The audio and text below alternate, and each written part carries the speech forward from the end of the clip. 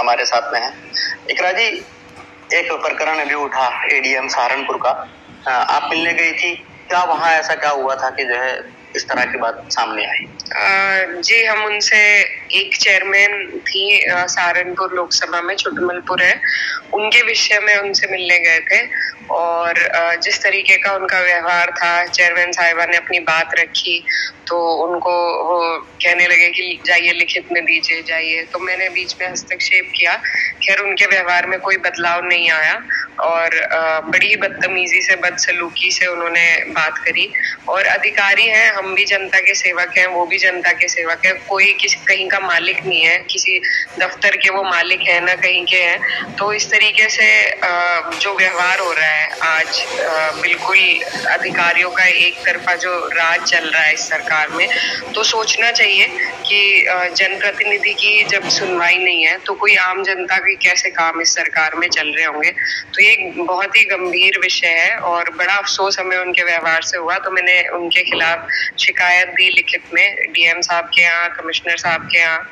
अब हम यही उम्मीद करते हैं कि जो सरकार बेटी बचाओ बेटी पढ़ाओ का नारा दे रही है, 33% आरक्षण की बात कर रही है, महिलाओं को सशक्त करने की बात कर रही है, तो वो सरकार ऐसे महिला विरोधी विचारधारा वाले अधिकारियों पर कड़ी से कड़ी कार्रवाई करे और उनको कम से कम ट्रेनिंग मिले कि किस तरीके से सलूक होना चाहिए, न सिर्फ किसी जनप्रतिनिधि के साथ बल्कि आम जनता। कोई महिला उनके पास आए तो अगर यही उनका व्यवहार रहेगा तो वो भी कहीं के मालिक तो है नहीं, आखिर लोक सेवक हैं, जनता के सेवक हैं। तो ऐसे लोगों की बेहतर ट्रेनिंग हो और इनको सेंसिटाइज किया जाए और कड़ी से कड़ी इन पर कार्रवाई होनी चाहिए। मैम, हमने बात की एडीएम संतोष बहादुर सिंह जो है, उनका कहना है कि मैडम का कॉल आया था, उसके बाद में ऑफिस पहुंचा, मैडम चली गई थी, उन्होंने आपको खुद बुलाया, तो वो कह रहे कि ये जो जितने भी आरोप हैं सब निराधार हैं।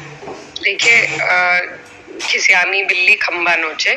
कल उनके जो बाइट आए, मैंने तो तब तक कोई मीडिया के सामने आके अपनी बात भी नहीं रखी। उनको देखते हुए और उनकी ये बातें सुनते हुए तो बड़ी अफसोस की बात है कि अब वो झूठ भी बोलने का काम कर रहे हैं।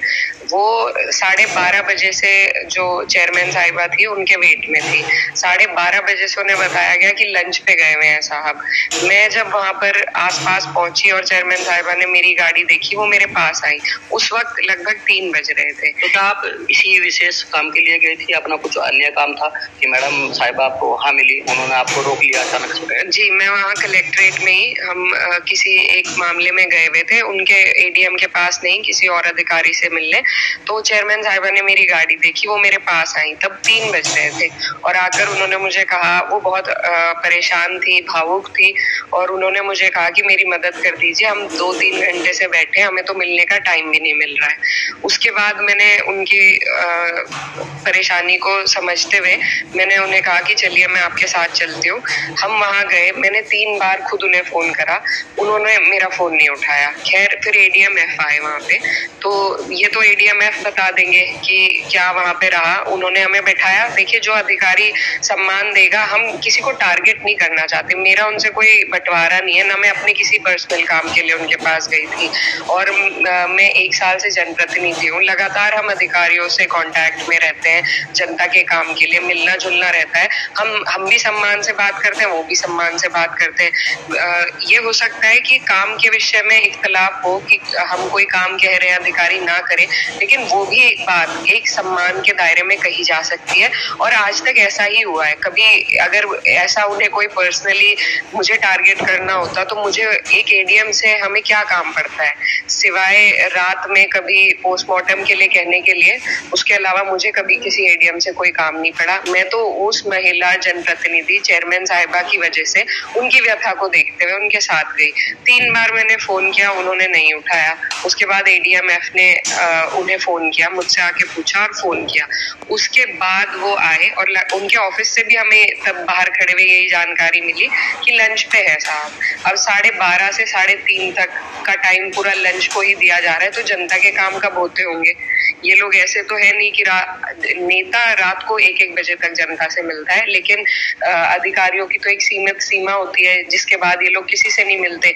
उस सीमित सीमा में 3-3 घंटे अगर आप लंच को देंगे तो आप काम कब करेंगे? तो मैम जब वो आए तो बता पाएंगे आप, उन्होंने किस तरह का भद्र व्यवहार किया, क्या उन्होंने बात कही? जी बिल्कुल, वो जब आए वो 3:30 पौने 4 के करीब वो वहां पर आए, और आते ही उनका एक मूड था कि उनके आराम में खलल हुआ, तो इसलिए वो पहले से ही एक मूड में आए।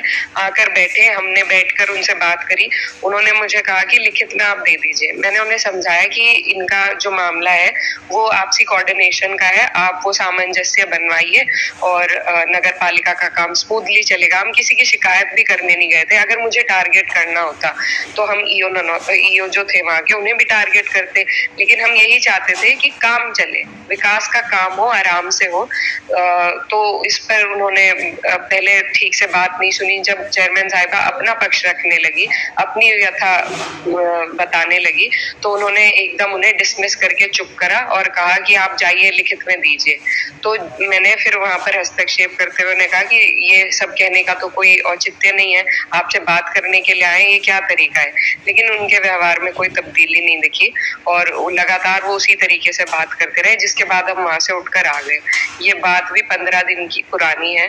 मैंने लिखित में शिकायत जरूर दी, लेकिन अगर हमें कुछ उस तरीके से हंगामा करना होता हम तभी करते। ये बात मीडिया के समक्ष आई, कैसे आई ये भी